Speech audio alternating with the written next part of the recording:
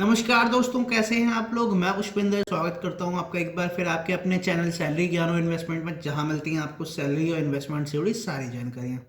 दोस्तों, आज हम बात करने वाले हैं आईओसी के पाइपलाइन असेट मोनेटाइजेशन प्लान के बारे में। जी हाँ दोस्तों, सरकार ने आईओसीएल से, इंडियन ऑयल कॉरपोरेशन लिमिटेड से, उसका असेट मोनेटाइजेशन का जो एक प्लान है वो मांगा है।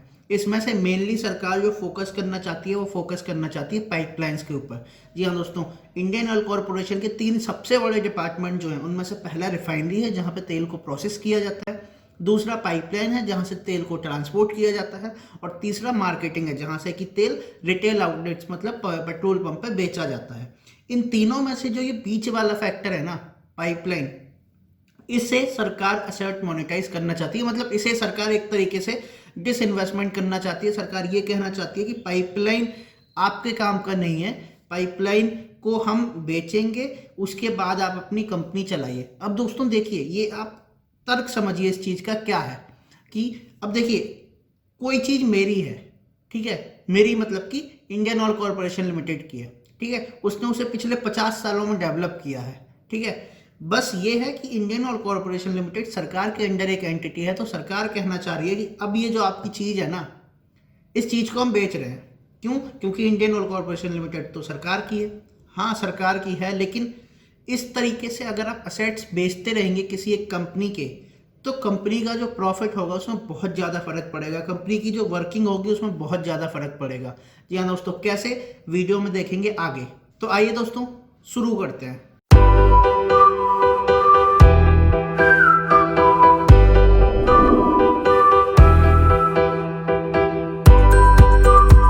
तो दोस्तों, सबसे पहली बात मैं आपको ये बताना चाहता हूँ कि बेस क्या है।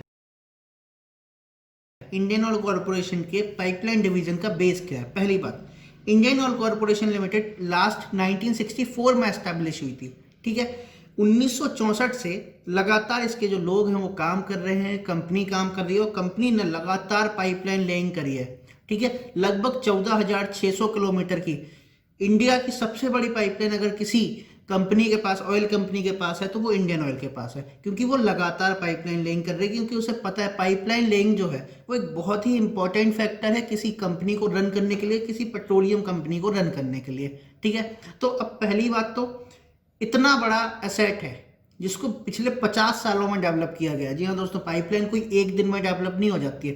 पाइपलाइन क्या होता है कि जमीन के नीचे लगभग 1.5 से 2 मीटर नीचे कंपनी ने पाइपलाइन बिछाई हुई है, जिनका कि पूरा मेंटेनेंस करना होता है, जिनको कि बहुत अच्छे से मैनेज करना होता है, तब कहीं जाके वो आपको प्रॉफिट देना स्टार्ट करती है, ठीक है ना।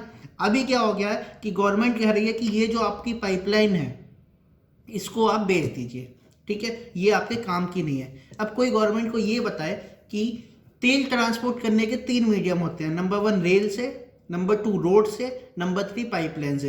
रेल से जो होता है उसमें एक तो टाइम बहुत ज़्यादा लगता है, प्लस डैमलेस चार्जेस जो रेलवेज लगाती है वो भी ज़्यादा होते हैं। नंबर 2 रोड से क्या होता है, बहुत महंगा पड़ता है ट्रांसपोर्टेशन। अगर आप बड़े बड़े टैंकरों में भर के तेल भेजेंगे एक जगह से दूसरी जगह, सपोज करिए आपको, आपकी रिफाइनरी है पानीपत में, जैसे इंडियन ऑयल की रिफाइनरी पानीपत में है, अब आपको आसाम में तेल भेजना है या फिर आपको जम्मू में तेल भेजना है, तो वो बहुत महंगा पड़ता है, ठीक है। तीसरा होता है पाइपलाइन का मीडियम। पाइपलाइन में क्या होता है, एक तो बहुत ही ज़्यादा कॉस्ट इफेक्टिव होता है क्योंकि आपकी अपनी पाइपलाइन है, आप जब चाहें उसको यूज़ करें, पहली बात। दूसरा, क्विक होता है, बहुत तेज तेल पहुंचता है, जी हाँ, और विदाउट एनी हिंड्रेंस। तो पाइपलाइन एक बहुत ज़्यादा अभिन्न अंग है आईओसीएल का। लेकिन अब सरकार जो करना चाह रही है, तो सरकार तो हमेशा ही ठीक होती है। अब देखो यार, यहाँ पे बहुत सारे लोग ऐसे आएंगे जो बहुत विद्वान होते हैं, जो ये कहेंगे कि सर आप बहुत नेगेटिव आदमी हैं, अभी गेट का एग्जाम है, आप ऐसी बातें कर रहे हैं। भाई देखो, तुम्हें अगर सच्चाई सुनना अच्छा नहीं लगता ना, तो तुम मेरा वीडियो छोड़ सकते हो यार, मैं बिल्कुल कुछ नहीं कहूँगा, लेकिन मैं जो बात एक्चुअल है वही बता रहा हूँ, ठीक है। आपके कहने या ना कहने से, या आपके मानने या ना मानने से चीज़ें बदल नहीं जाती हैं कंटिन्यूसली। ये एक तो न्यूज़ में आ रहा है, प्लस जो डायरेक्टर है ना इंडियन ऑयल कॉरपोरेशन लिमिटेड के, डायरेक्टर एचआर, उन्होंने भी बोला है कि एसेट मोनेटाइजेशन प्लान हमसे मांगा गया है and we can't deny to government. मतलब not we, Indian oil corporation limited, Indian oil corporation can't deny to give his asset monetization plan to government, ठीक है। तो एक तो ये दिक्कत, ये आपका बेस था। अब मैं आपको बताता हूँ कि वाई एसेट मोनेटाइजेशन। अब दोस्तों देखिए, सरकार ये कहती है कि हमारे पास पैसा नहीं है, आई एग्री, सरकार के पास पैसा नहीं है, लेकिन जब बात आती है सेंट्रल विस्टा प्रोजेक्ट की, जब बात आती है नए पार्लियामेंट भवन की, तो उसके लिए 20,000 करोड़ सरकार के पास आ जाते हैं। अब एक दूसरी चीज सोचिए, हमारा जो बजट है ना, फिनेंशियल बजट होता है, जो 2020-21 में लाया था, फरवरी 2020-21 के लिए, 2020-21 के लिए फरवरी 2020 में एक बजट आया था जिसको इंडिया का बजट बोलते हैं, तो वो उसकी वैल्यू थी 30 लाख करोड़। तो अगर आप 30 लाख करोड़ से देश को नहीं संभाल पा रहे हैं, तो आपको असेट मोनेटाइजेशन करने से जो 10-20 हजार करोड़ मिलेगा, उससे आप कितना ज्यादा फायदा कर लेंगे हैं। उससे मुझे तो नहीं लगता कि जो एग्जिस्टिंग सरकार है वो बहुत ज़्यादा यूज़ ले पाएगी उस पैसे का, 10-20 हजार करोड़ का, क्योंकि इतनी बड़ी पॉपुलेशन को जब आप 30 लाख करोड़ रुपए से मैनेज नहीं कर पा रहे हैं, तो आप 10-20 हजार करोड़ आपको ज़्यादा मिल जाएंगे, तो उससे भी आप कोई झंडे नहीं गाड़ लेंगे, है ना। तो ये बात आप माने चाहे ना माने, यहाँ पे कई सारे अंधभक्त होंगे जो नीचे आके कुछ कुछ कुछ कुछ लिख के जाएंगे, तुम कांग्रेसी हो, तुम जिहादी हो, तुम ये तुम वो। भाई सच्चाई को एक्सेप्ट करना सीखो, ये हो रहा है तो हो रहा है, ठीक है ना। अब आप ठीक है, आप लोगों को गवर्नमेंट पसंद करते हैं, आप गवर्नमेंट को, मैं भी पसंद करता हूँ गवर्नमेंट को, लेकिन ऑन सम मैटर्स, ठीक है, on some actions, not on all. बिल्कुल ऐसे नहीं है कि भाई मैंने अपनी आंखें बंद कर रखी हैं और सरकार जो कर रही है वो सब सही कर रही है, ऐसे नहीं मैं पसंद करता हूँ। I am also a fan of Modi, लेकिन कुछ चीज़ों पे जहाँ पे उनके डिसीजन मुझे ऐसा लगता है कि हाँ इन्होंने बहुत अच्छा डिसीजन लिया है, देयर आई सपोर्ट। जहाँ पे मुझे ऐसा लगता है कि ये डिसीजन लोगों के हित में नहीं है या फिर पीपल्स के हित में नहीं है, देन आई डिनाई। ठीक है, now will see why asset monetisation, why IOCL pipeline asset monetisation. ठीक है दोस्तों, अब कहने को तो सरकार ये कहेगी कि हमें पैसा जुटाना है, हमें यहाँ लगाना है, हमें ये लगाना है, हमारे पास पैसा नहीं है, समथिंग समथिंग ये कहेगी। लेकिन मैं अगर आपको एक्चुअल पीछे की बात बताऊं तो वो ये है कि पाइपलाइन जो है वो अभी आईओसीएल के पास है, ठीक है। बीपीसीएल तो बिकने जा ही रही है, तो अभी जो अब उसके पेट्रोल पंप वगैरह होंगे वो तो कोई प्राइवेट प्लेयर आके ले ही लेगा। अब प्राइवेट प्लेयर को क्या होता है, जैसे मान लीजिए रिलायंस है, रिलायंस को अपना तेल, रिलायंस की एक रिफाइनरी है जो कि जामनगर में है, ठीक है, गुजरात में। अब रिलायंस को अपना तेल असम में पहुंचाना है, ठीक है, नॉर्थ ईस्ट में पहुंचाना है, गुवाहाटी में पहुंचाना है, तो कितने ऑप्शन है उसके पास? 2 ऑप्शन है। क्यों? अभी उसके पास पाइपलाइन नहीं हो, पाइपलाइन लेंगे बहुत बड़ा काम है, बहुत बड़ा भी और बहुत ज़्यादा कैपिटल इन्वेस्टमेंट वाला काम है, मतलब आपको बहुत ज़्यादा उसमें इन्वेस्ट करना पड़ेगा, तब कहीं जाके वो आपको प्रॉफिट देगा। तो अभी रिलायंस के पास है 2 तरीके, number 1 rail, number 2 road. Rail से अगर जाएगा तो उसको फिर महंगा पड़ेगा, प्लस टाइम कंज्यूमिंग है। दूसरा रोड से जाएगा तो बहुत ही महंगा पड़ेगा, अगर अपने टैंकर यहाँ से भर के असम भेजेगा तो बहुत महंगा पड़ेगा। अब उसने क्या सोचा कि यार आईओसीएल के पास पाइपलाइन है, आईओसीएल यहाँ से डायरेक्ट मेरा तेल वहाँ भेज सकता है, लेकिन अब आईओसीएल की पाइपलाइन तो आईओसीएल की है, हमारी तो है नहीं।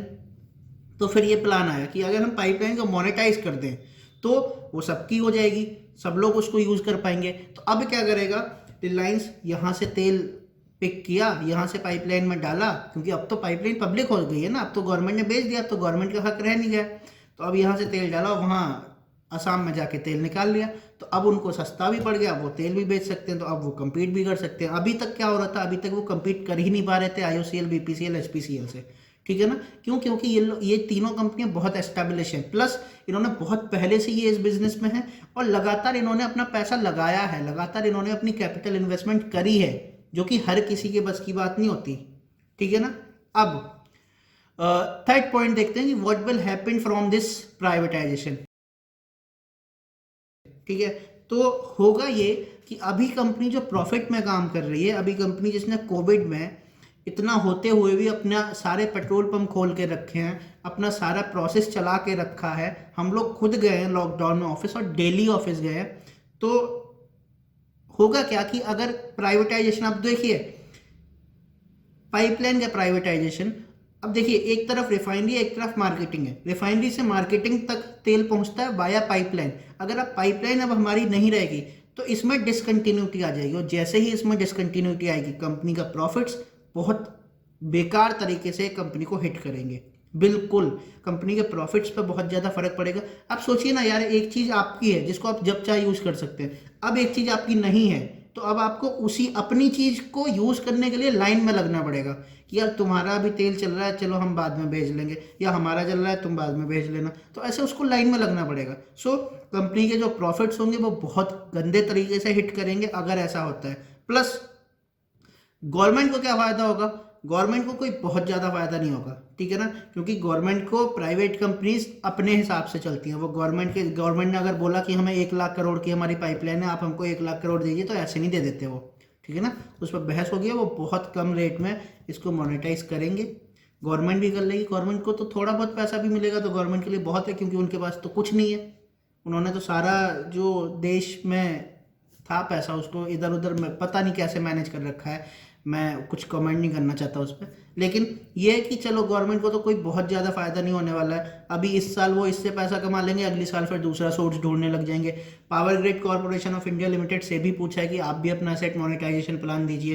तो धीरे धीरे करके जो भी चीज़ें रहेंगी सबसे गवर्नमेंट पूछती जाएगी, सबको प्राइवेटाइज में ला देगी। लेकिन ठीक है, लेकिन उस जो पैसे का जो यूज़ है वो तो कम से कम अच्छा करिए। वो तो कोई पूछने वाला हो कि यार आपने बीपीसीएल का प्राइवेटाइजेशन करना चाहते हैं, आपने 26 कंपनियों को प्राइवेट किया है कि नहीं किया है, इसकी जानकारी आम आदमी को होनी चाहिए ना। जिस टैक्स पेयर का पैसा इन कंपनियों में लगा हुआ है उसको ये सारी जानकारी होनी चाहिए ना।